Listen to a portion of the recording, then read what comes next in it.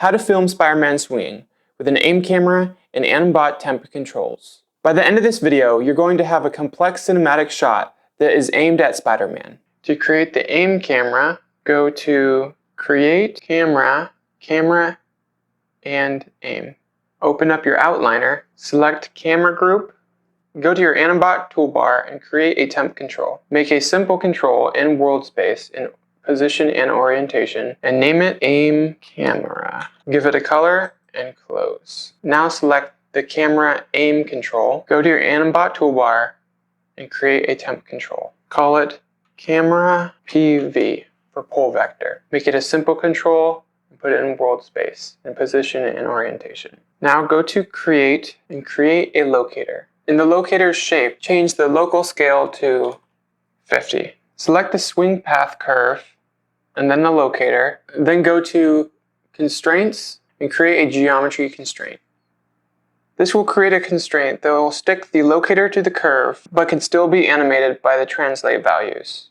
Go to your outliner, middle mouse select your second locator and put it inside your first one. Select it and zero out your values. Now it will follow your first locator. Select the second locator and pull it behind the first locator, about this far. Select the camera pole vector temp control and then select the locator. Go to your animBot toolbar, hover over your temp control icon, press Ctrl and click relative space. Select your camera pole vector temp control and zero out these values. Now you can animate your first camera control. You can adjust the camera delay by moving back and forth this locator.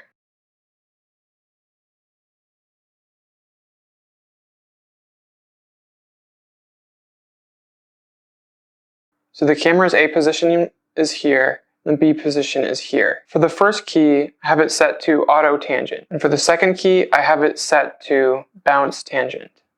It suddenly stops translating here, but then carries on the motion with rotations. I'm not happy with this composition. I want there to be more screen space on this side and him about here. So a good way to achieve this is open up the outliner, go to your camera group, select this camera, and rename it not a camera. Then go up to Create and create another camera and rename this Aim Camera. Now middle mouse drag and drop it inside the not a camera. Now go to the viewport panel and switch it to Aim Camera. Zero out the values on this camera. The original camera's focal length was 50. So now go to your aim camera focal length. In the attribute editor, change the focal length to 50. Now you can rotate the camera to your desired composition. When he starts moving the screen right, you can set a key, go about 6 frames later in the scene, and rotate the camera so that there's more open space on this side of the camera. Boy, that looks bad. We want to hide that composition change, so move this key over here to when the whip starts happening. If this helped, please like, sub, and share, and dislike and comment if it didn't work or wasn't clear, and I'll fix it for you. In the next video, you're going to create a follow camera that is more of a POV perspective of Spider-Man.